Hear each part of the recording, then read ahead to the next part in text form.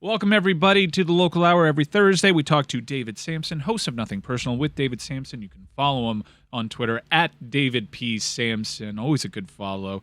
Really top of the game when it comes to sports business insiders and insight that you don't normally get because while there are reporters out there that do a great job, not only is David analyzing these reports, but he also has a perspective of someone that's actually been in the room where it happened. So I will lean on that experience right now, David, and discuss the latest evolution in the Deshaun Watson story and allegations. The Houston Texans were recently added to this class action lawsuit by Tony Busby, who represents the now 24 alleged victims of Deshaun Watson's harassment and alleged sexual harassment and sexual assault.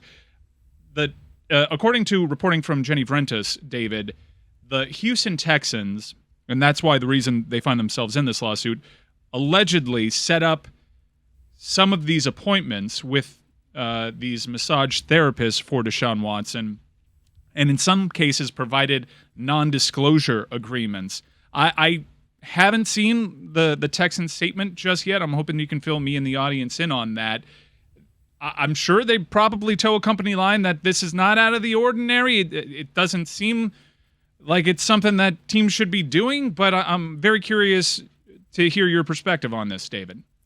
So let's start with an NDA. An NDA is a non-disclosure agreement, which says that I'm going to learn something about you, but I promise that whatever I learn, I'm not going to tell anybody else. And so people are generally asked to sign that when you go into a show and you are hearing a comedy bit for the first time that someone's working on before they're doing a big Netflix show, let's say. You'd sign an NDA saying, I'm not going to record, I'm going to give you my phone, and I'm not going to tell anybody any of the jokes I heard here. Or when you have an agreement, even a divorce agreement, there could be a non-disclosure agreement where you sign, I will not tell anybody how much I got from you or how much I gave to you. Or when you rent an apartment, whether it's in Miami or New York City, sometimes your landlord will have you sign a non-disclosure agreement. Don't tell anyone the amount of rent I'm charging because I don't want your neighbors to know that you got a good deal. Wink, wink. Or I don't want you to realize that you got such a bad deal. Either way, an NDA is meant so that information is not disseminated outside of the people who are part of that non-disclosure agreement. In all of my years, Mike, I have never asked a player to sign an NDA or been asked by a player to draft an NDA so that player could go out gallivanting or getting massages or doing whatever it is that Deshaun Watson was doing. So it's fascinating for me to think that maybe the Houston Texans were either asked by Deshaun Watson, hey, I'm doing these massages where there's happy endings galore and I'd rather nobody talk about it. I need a lawyer to write an NDA. Is that possible? I guess my answer, Mike, is that it was the director of security who provided the NDA to Deshaun Watson to give to these women. And our director of security would not have done one thing without coming to me or coming to Larry or Mike before doing something like that. So I find that to be unreasonable as well, that it was just the director of security. So all of it is very strange. And if it means that the Texans were complicit in Watson's behavior, that means there could be liability, which means there could be money from those deep pockets. And that's why the Texans were added to the lawsuit. So just based off of your experience, a rogue director of security armed with pre-approved non-disclosure agreements, just leaning on your personal experience with the Marlins when you were running a team, that seems a little far-fetched that the Texans wouldn't have direct knowledge of something like this being authorized? It's a 100% certainty that that's not the case. There is no chance that a rogue head of security somehow, without talking to any lawyers, wrote his own or her own or their own non-disclosure agreement and had a thing with Deshaun Watson where he said, I got you covered. I've got your NDA. It's so preposterous that I laughed. If it weren't such a serious issue, it would be humorous. But it's possible the Texans could claim that they didn't know what it was for. Is that right? Like they maybe weren't aware of the massage therapist aspect of it, and maybe they just gave him a blanket NDA. Like I'm trying to think from their point of view why he would need one and why they would just give it to him. And to piggyback on what Jess is asking, there are Deshaun Watson's a franchise quarterback, and there are different rules for different players. And I think the only comp that you had was Jose Fernandez in terms of superstars on your roster. Well, you had Giancarlo Stanton too. If you were approached by a top marquee player, the way that Jess just said, is it one of those things that you're more inclined to perhaps move on? So we did a lot of favors, and we had a lot of superstars over the year, whether it was Ichiro, whether it was even Bonds as a coach, or going back to Pudge Rodriguez. I mean, just the list goes on and on. It's sad to say how long the list is of superstars we had with only one ring to show, so thank you for bringing that up. But we would definitely make accommodations for superstars, but not including NDAs. And I saw everything over the years. I saw plenty of players doing plenty of things that they would want plenty of people to not know about. That is standard operating procedure in professional sports, if not professional life. But an NDA, by definition, means there's something going on here more than adultery. There's something going on here that requires a level of privacy that means there is something nefarious happening. And I would not have been a part of that because I wouldn't have wanted to open Jeffrey up to any liability in any way as the owner of the team. So I was never approached to be complicit in anything like that. But it wouldn't go on behind my back either because anyone who worked for me would have known better than to participate, because like the general counsel would have to be involved in drafting an NDA. It's not like the head of security has it in Windows Docs or whatever, Word doc or whatever they call it. That doesn't exist. You have to have in an NDA something specific. Who are the parties? What are you asking for? And what's the punishment if you violate it? So it's actually a full legal document. Let's talk about the newest party in this lawsuit, the Houston Texans, and how they might react to something like this and how the NFL might react to it. So far, in the wake of this scandal, Deshaun Watson's been rewarded with the richest guaranteed contract at the position in NFL history, and the Houston Texans got a certified haul for that player in trading him, a player that is subject to suspension. Everyone assumes there will be some sort of suspension here. Are the Houston Texans, in your mind, now subject to disciplinary action? Is there anything that you think might be able to happen to the transaction with Deshaun Watson going forward, depending on more evolutions to this story? So when a transaction gets unwound by a commissioner, that's normally because there's information that was not available to the acquiring team, and that the team that's doing the acquiring basically acquired. It's like the legal term is when you make a deal. I'm putting this in a non-legal way. When you buy something and you say, well, that's not what I thought I was buying. You lied to me about what that was. This house is made of paper. Well, now I'm going to reverse that transaction. Similar to what happened with the Colin Ray transaction with the Marlins, when we were able to reverse that because he came without an elbow and we were told through his medical records that his elbow was fine. If the Browns want to say, hey, you guys in Houston, you knew that he was doing this with not 22 women, but with 28 women and 66 women and 74 women. You knew that. And if we had known that, we would not have made this trade, period. Then they can go to the commissioner and say, please unwind the trade. It would be the Browns who would want to unwind it, not the Texans. I'm curious to know your input, and Jessa, your input on this too. Having not known what's going on behind the scenes, I'm not in the room where these depositions are happening. It kind of feels like the Times report came out, and immediately, this is to all casual observers of this story, immediately thereafter, the Texans are added to this lawsuit. Do you think the Times discovered some stuff that led to this decision by Tony Buzbee to add the Texans to it, or this is just all coincidental timing?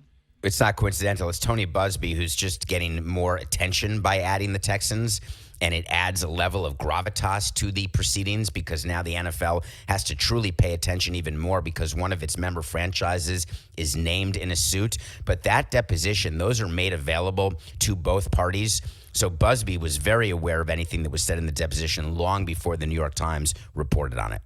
Were you surprised at all with Rusty Hardin's radio interview about it's not illegal to give or receive happy endings or whatever it was that happened a week before? And then also, it seems like Deshaun's defense team was surprised by the 24th accuser coming forward, and they didn't really have a reaction to that publicly.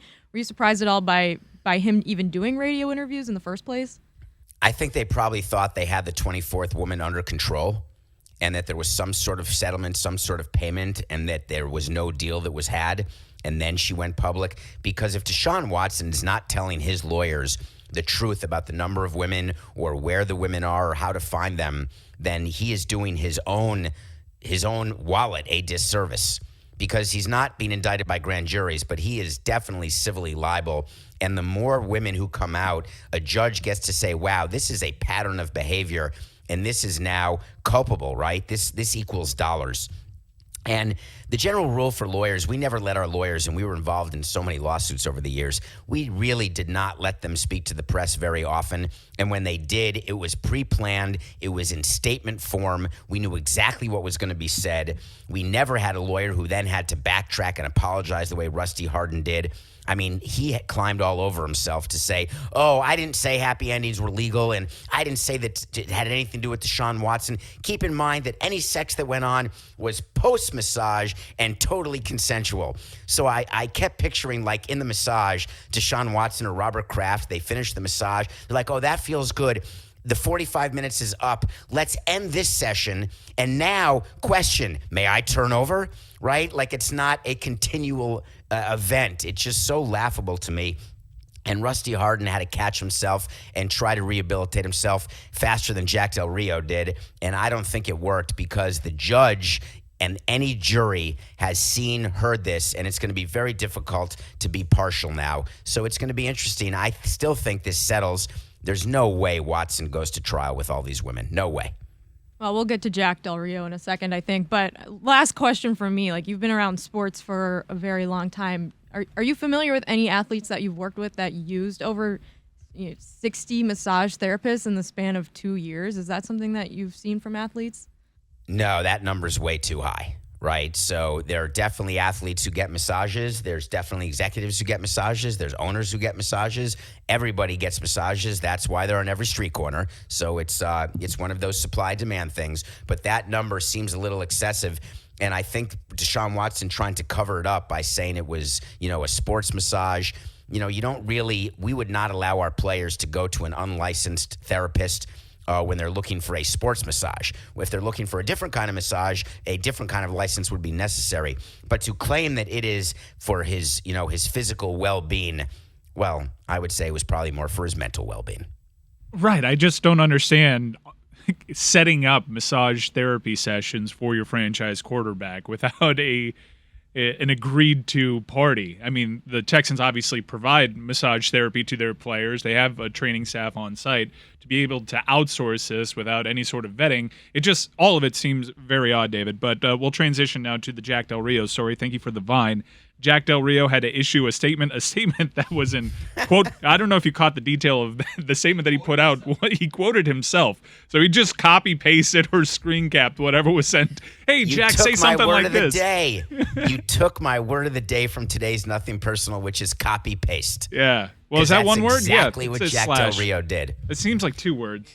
Is that 2 words? 3 words. I mean, copy/paste. How about screen-capped? Screen-capped is 1 word. Hyphenate. Yeah, so Jack Del Rio, I mean, I think anybody who paid it, no one is surprised Jack Del Rio was MAGA. No one. No one is surprised by this. His Twitter behavior was well known, but now it's the Washington Commanders' problem. They got a lot of problems. They've got another one, and frankly, relative to all the other problems, this one's a walk in the park, which is, I think, how Jack Del Rio might have described the insurrection on January 6th. So Jack Del Rio, he has to answer for old tweets, does kind of a piss-poor job of defending himself, and tries to change the subject to, we're really excited about what we got here going on with the Washington Commanders, and then screen caps a statement that's in quotation marks that was written out for him. Your take on the Jack Del Rio story, would you even, given what was known about Jack Del Rio, it seemed like a weird hire. Number one, would you have authorized the hire if you're head coach? And they've entrusted Ron Rivera with a lot over there for the Commanders. Would you have allowed this hire? And how would you have handled the spin to the old tweets being rediscovered? Well, I've allowed a lot of crappy hires in the name of managers saying, I've got to have this guy, right? Whether it was Gary Tuck, whether it was Barry Bonds, whether it was Bobby Meacham. whether it was Dan Jennings' bench coach, whose name I don't even know. I can't even remember the bench coach. When Dan Jennings, we asked him to manage, he said, I'll only do it with this guy. And that guy turned out to be one of the absolute worst of all time. So the answer is yes, I've allowed hires, but I've done it without sort of political slants. So the hires that I've allowed are from people who said, if I don't have this guy, then I can't move forward. And I would just swallow hard and be okay with it and cross my fingers and hope it would work out. You're asking me a more detailed question, which is, if you know someone has different political beliefs than you do you hire that person? And the answer is yes, because I'm having a talk with that person. I have no problem with people having different political beliefs than I happen to have. And frankly, those political beliefs may be closer to what the owner has, which would make the owner more comfortable. But the reality is, if people can do their job, I want them to do their job. But in this day and age, we are certainly speaking to those hires and explaining there are certain subjects that we don't want you to cover. And I don't want to go so far as to say shut up and throw batting practice, but it's pretty close to that, which is, please don't talk about issues that you don't fully understand. Yeah, well, I still interact with plenty and have several conservative friends, and the one common ground that I think we found in all of that was January 6th was bad, thankfully. Although conservatism nowadays, you have to kind of be all in on the concept. The whataboutism, I don't understand when it comes to January 6th that Jack Del Rio continued to do. There is no what about when it comes to January 6th. There is no comp for it. Not protest during George Floyd. There is never in American history, outside of the American Revolution, where people tried to totally sidetrack the American democratic process, and they invaded, in an attempt to decertify election results, they invaded a government building. So there is no what about here, David. Here's why he has a problem, because as you know, this week it starts the hearings, the January 6th hearings, which are in prime time, which are going to be shown live. And we're going to learn as a country what exactly went on behind the red curtain, the iron curtain, the Trump curtain. And the scary part is we're probably not going to learn everything that happened, but enough to know that we're going to get confirmation that all of the stuff that happens behind our backs is significant. And Jack Del Rio just is in the wrong place at the wrong time on this issue, which is why he pivoted to, hey, I have my views, you have your views, but I love you, you love me, and aren't we all jolly? And that works in general. When you do something wrong, there's a fly ball to left field and it's 4-0 Reds, right? So that can work, but when it comes to January 6th, you cannot do that. And that's why Del Rio first doubled down, then had an apology that was written by the Commanders' lawyers and PR people. But this issue is not going to go away for him. And it's going to be interesting what Ron Rivera does, because if Ron Rivera and Jason Wright do want to clean up the Commandskins, which they keep saying they want to, then you just have to have zero tolerance for that type of distraction. And that's what Jack Del Rio has become now, is another distraction. But they kind of had to in this situation, right? Because Jack Del Rio is leading a majority group of black men. And when you're comparing buildings being burnt from the George Floyd protest to the insurrection, like, it's not a fair comparison. Like, when you're leading a group of black men in this situation, like, I think you got to clean that up. I think he has to go. So it's interesting because they went to some of his players and they were asked about it.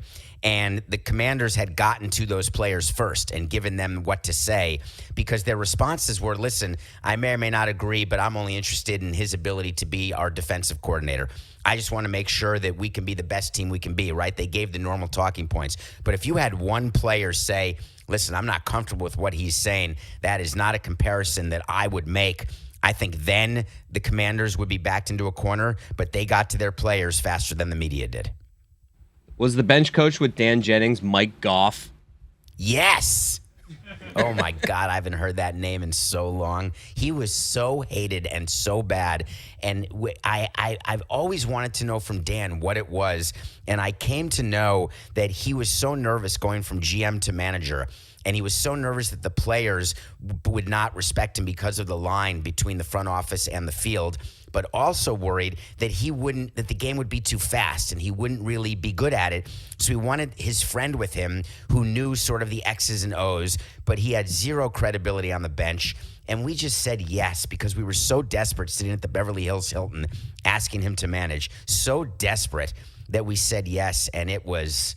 oh, my God, it was so bad. We couldn't wait to get rid of Goff. Literally couldn't wait. David, I think even you would admit that your tenure with the Marlins was a bit odd, often odd at times. The Dan Jennings era of your ownership groups and your team presidency, that's got to be top 5 strangest decisions you guys have ever made. Well, let me give you the background, because I think if you understand why I made the decision, you may like it better. Who finished second to the Dan Jennings Was solution? it you? Was it like PJ Loyello, your media relations director? Like all of the, like who was in the running for this job where you guys decided we'll put Dan Jennings in there?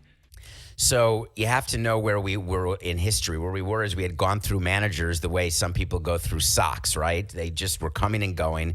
And Jeffrey was so upset with all the managers because he had unrealistic expectations about the team, or the team was just underperforming given the names that we had and we couldn't win 81 games.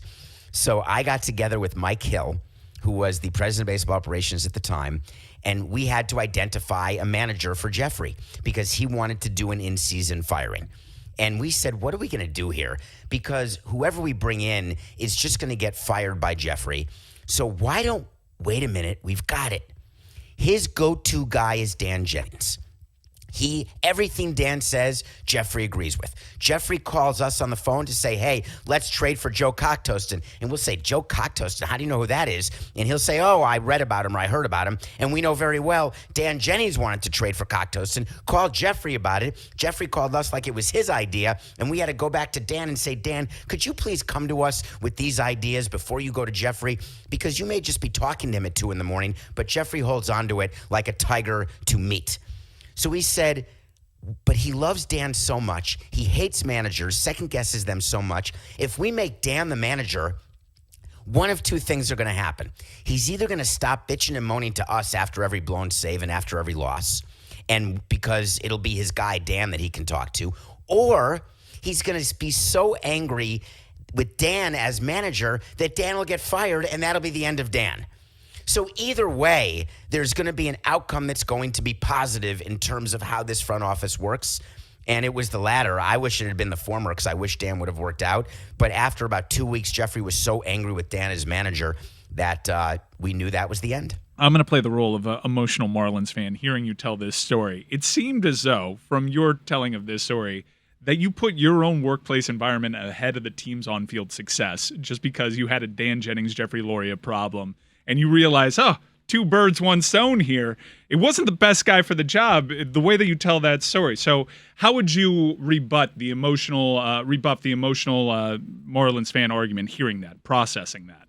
I'm not convinced that Rob Thompson's a better manager than Joe Girardi, right? So I'm not willing to tell you that Joe Madden deserved to be fired because the Angels lost 12 in a row. Right, because they didn't like his voice anymore. That's what front offices say when they want to make a change. We need a new voice. We need a disciplinarian. We had a jokester, or we need a jokester because we had a disciplinarian. I am not willing to acknowledge that putting Dan Jennings in as manager was putting up a white flag. We had a team that should have won more games than it did with you as manager. And you could have managed that team, and it should have done better. So I'm not exactly sure what happened with Stanton and Yelich and Ozuna and JT and all the players we had, Ichiro back in those days, all the players we had who were good enough to win together and just didn't. So I don't say that we put on-field winning behind front office calmness, but if we can get both done at once, that's what we would do. Let me get your read on the Joe Madden move, because I was surprised. Joe Madden is a titan of the sport, and he was replaced by Phil Nevin, who had been rumored for jobs previously. Man, we're getting old when Phil Nevin is a manager. I'll just say that. But now he has turned it around. He kept a pitcher in. He pounded him on his chest, a vote of confidence. They got out of a jam, and they're turning to Nickelback, and they're winning now. It seems like a weird move. Also, in yesterday's show, made the point that none of this ever lands on Trout. It's hard to land on a player that's excellent, but the Angels are probably the greatest underachieving franchise of the last 5 years, David. Joe Madden the problem there? I'm sorry, but I'm just confused. The Angels have lost 14 in a row. They didn't So- win. I think that they didn't win one with Nickelback. Oh, No. damn! I read the internet wrong. I'll pay $5. So Phil Nevin did not fix it. No, there's nothing Jeez, fixed I was at all. I was pulling for I Phil mean, Nevin. Damn. Do you want to restart that whole segment? No, Or I do you wanna don't just mind keep showing my going? ass on baseball. I don't really watch pro baseball. I did have the I had Brewers to last look night, and that twice. was not good. Because I thought, first of all, you don't fire a manager when you're about to play the hottest team in baseball. It's the worst plan ever. You do what the Marlins did, which is you have a team meeting when you're playing the Nationals. You don't fire your manager and then play the Red Sox, and they've lost 2 in a row to the Red Sox now, or 3 in a row. They've lost 14 in a row overall, depending on when you release this. But Phil Nevin is just a different type of guy than Joe Madden. But what's funny is Perry Manassian, who's the GM, is taking the heat for this from Artie Moreno. But everyone in the game knows that it was Artie Moreno who made this decision, not Perry. Because Perry, I've done this so many times. Yeah, we called Jeffrey with this idea to make this managerial change. But no, it was Jeffrey calling us to say you're making this managerial change. And that's what happened in Anaheim as well, with Artie Moreno saying, I've had enough. We're not going to take this losing. We were in first place, the talk of baseball, and now we're below 500 and not going to make the playoffs. And that's exactly where they're going to end, is below 500 and not making the playoffs. Yeah, I'm just learning this right now. Boston 1, Angels of Anaheim 0. That's a tough blow for Phil Nevin. Let's talk about ownership in the NFL. The Denver Broncos are selling for $4.5 billion. And I kind of had a take that I got some blowback from, and people were right to point out that the Denver Broncos were operated by a trust, and therefore the trust has a fiduciary duty to sell to the highest bidder. I understand what people are saying when they say that. The game was also rigged for the ownership group. Because there's saying Kroenke ties to the Walton family. I do know from some reporting that people that were involved with the Broncos ownership chase felt like it wasn't a fair fight, and that the groundwork was laid much earlier for the Walton family to get this. So if the NFL, despite the Broncos being operated by a family trust, if the NFL wanted an ownership group to be the winner of this bidding process, that ownership group is indeed winning the bidding process, is it not, David? Yeah, let me be clear. Roger Goodell has 2 priorities. The first priority is to make sure that his teams are profitable on an annual basis. The second priority, which he would put number 1 because owners have it as number 1, is increasing the asset valuation of his teams. Make no mistake. Roger Goodell can tell you all day long, I care about minorities and have their things on the helmets and things in the end zone, and we want a minority owner. We want black ownership representation inside the room. He doesn't give a flying rat's ass about that. If you've got a person who's white, purple, brown, black, or pink, and they outbid anybody else, that person's going to get it. And Bill Walton, I just called him Bill Walton. It's definitely not Bill Walton. It is. I think is Robert Walton? Is it Robert? It's Robert. Bob Walton. Bob Walton. Bill Walton is the NBA player who the audience probably doesn't know who that is, but was a great NBA player who's a funny guy who was getting stoned way before Chappelle was. And so Walton was going to outbid anybody and told Roger Goodell that, and they jacked up the price. The Denver Broncos, on an operating basis, are not worth $4.65 billion. The ego premium and the getting into the room where it happens premium is so high on these franchises now that the sky's the limit.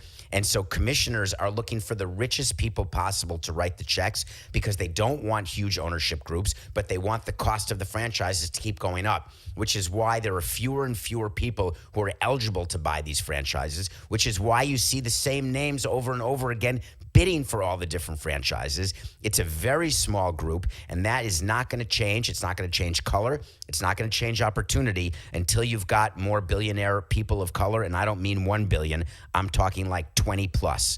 And until that happens, Roger Goodell is not going to have a minority in as a majority owner because they won't be able to pay enough money. It does appear now, though, that you're going to have a person of color in your ownership group represented. Melody Hobson, George Lucas's wife, was part of this ownership group.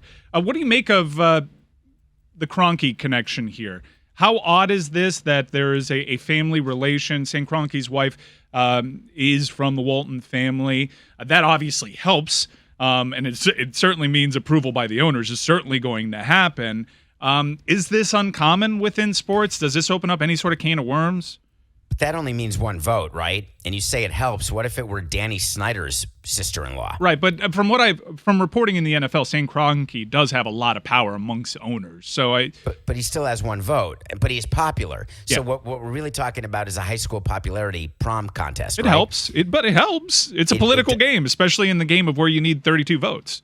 Yeah, Walton's not. You don't need 34. But you don't need all 24, 32. Not 32. Yeah. Right, you need 24. So it really is okay if you have some people who don't like you or don't want you. Like the reason Mark Cuban doesn't own a baseball team is not because one person didn't want him in. It's because 8 people didn't want him in, so he was not going to get the votes to get a team. So that's why he never bid for a team. And we told him that up front, like, you don't have the votes, period. Like Jeff Morad when he almost bought a team, the Padres, as you may recall, back in the day as an agent.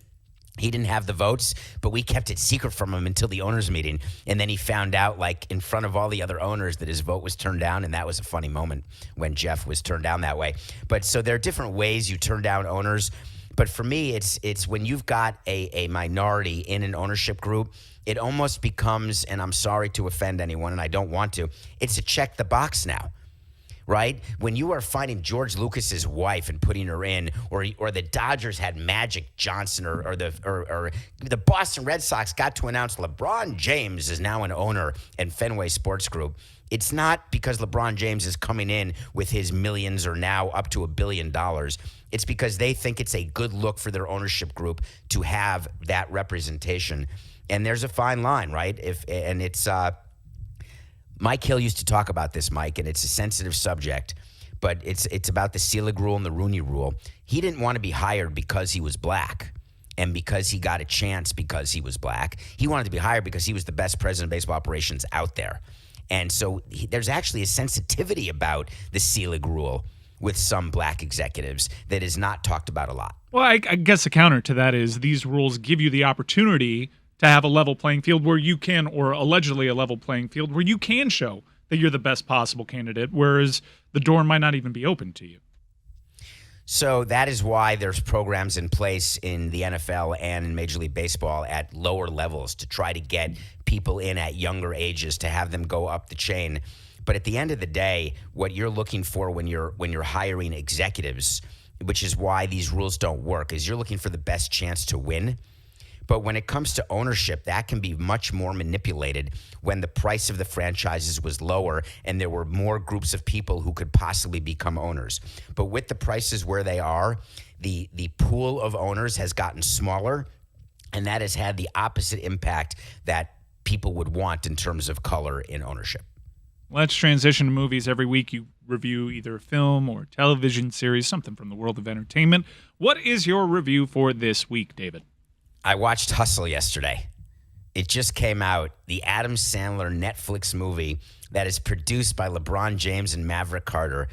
It is about a scout. He plays a scout married to Queen Latifah, and he plays a scout who has to discover a player because Robert Duvall, who I love as an actor, appears in the movie. When I saw his name, I couldn't believe he was acting again. I was so happy because I assumed he was like Gene Hackman. You know, I thought he was still alive, but figured he could be in his late 80s, early 90s.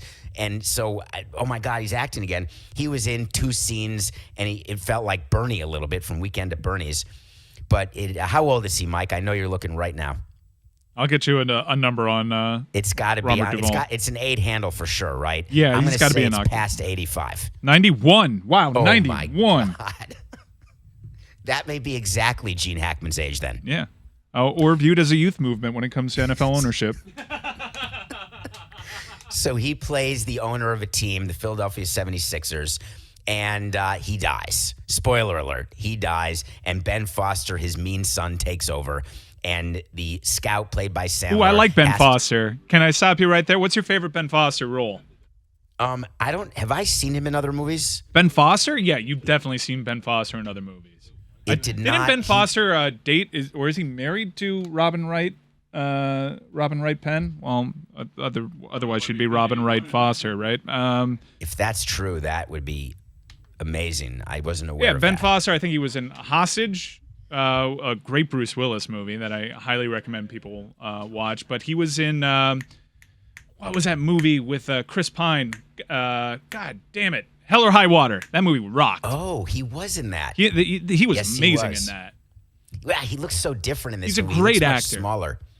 But in any case, the movie itself is just full of cameos. It's an after-school special at best, and it is unfortunately a movie that if you don't love the NBA and want to see a bunch of players try to act like Mark Jackson and other people try to have cameos, it's so silly. The story is so worn, right? We've seen the story a million times. The scout goes out and he finds a jewel in the rough that no one else has found, and he coaches him in Philadelphia with Rocky music, and he gets to the top of the mountain and he starts fighting like Rocky, punching the air. It's so trite that I had a hard time getting through it. But the best part of the movie, if you do get through it, is when the credits roll, there's a featuring, and it goes through all of the cameos, and you miss like 50% of them because they're so fast, and you get to see who was in it.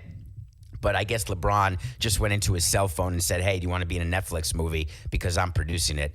But Adam Sandler, we talked about this on a recent show. I'm so disappointed in his choices, and this is another example of a terrible choice.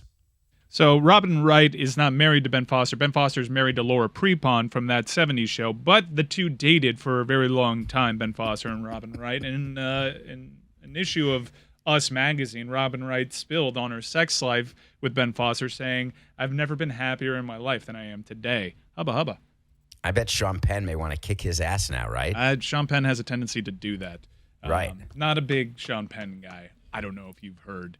You have to be a big fan of him as a movie star, though, right? Man, it's hard to separate the art from the artist. He kind of, every time I see him in a movie now, well, yeah, the Tom Cruise I separated. Adnan, God.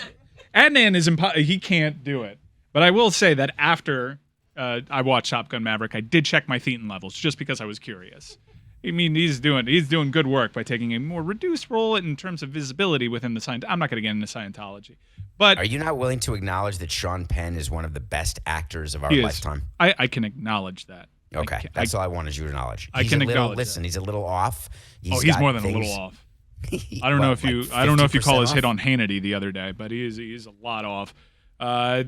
Sometimes he's on the right side of history, and sometimes he's hugely offensive with his political stances, and sometimes he's alleged of doing terrible things and then suing people that just report on the terrible things that he might or might not have gotten away with in his past. Not a big Sean Penn guy, and every time I see him on screen, I get kind of like a visceral reaction, and I don't have that with Tom Cruise. I think they're different things. Don't you realize why actors do this? It's been going on since like the days of Barbra Streisand, right? Where actors have sort of their political views and they start using their platforms to spout their political views, which are normally left-leaning. It's because we build up actors and athletes so much in their own professions that they have this feeling that they can do something else, talk about something else, or know about something else because we feed that ego as fans of these players or of these actors. And it's hard when you're being told that you're the greatest to think that there's a limit to that greatness. And so therefore you try to have it translate into all these areas that actually you don't know anything about. The equivalent is if an actor decided, you know what, thanks, I'm going to now fly planes, right? I'm John Travolta, I'm Tom Cruise, I'm a pilot. It's so bizarre to me, but Sean Penn is a victim of that, where he needed an outlet for his ego, and he chose politics. Oh, thank you. I haven't really thought about it that way. I kind of feel bad that I'm getting called out for making a musical now. Says a lot about my ego, I guess. Licorice Pizza was a really great movie. I love that movie. I love that filmmaker. But Sean Penn was in it, and I was kind of frustrated because I did enjoy his part in it. I thought he was very good in it, but when he first appeared on screen, I knew that he was in the film. I'd seen the trailer. I was like, damn. But he's still very good. Wait, so you recoil when you see him in the movie? Yeah. Like literally recoil? Yeah. Yeah, I don't like Sean Penn. I did like I Am Sam. I do like a lot of films that Sean Penn has done. I do like Dazed and Confused. But I don't like Sean Penn. So it's hard for me to separate it specifically with him. And David, honestly, I think this is just like the Cuban upbringing in me. Like the way that he cozied up to socialists, that cozied up to the Castro regime. I guess that's just a bridge too far for me. If you're looking to like cherry pick hypocritical instances of my social and political beliefs, that's probably one. It's just a raw area of mine that Sean Penn just tends to gnaw at. So think of the calculus that he does, right? Because when he decides to take the stances that he takes, he also has to work with his agent and his accountant and see whether or not what the impact will be to his lifestyle. And if he is told, listen, by what you're doing, there's a bunch of Cuban Americans and they're not going to like what you're doing, he will then be told that represents 0.0002 of your domestic box office. And in terms of studio strength and their ability to give you guarantees, it's a 0.0001.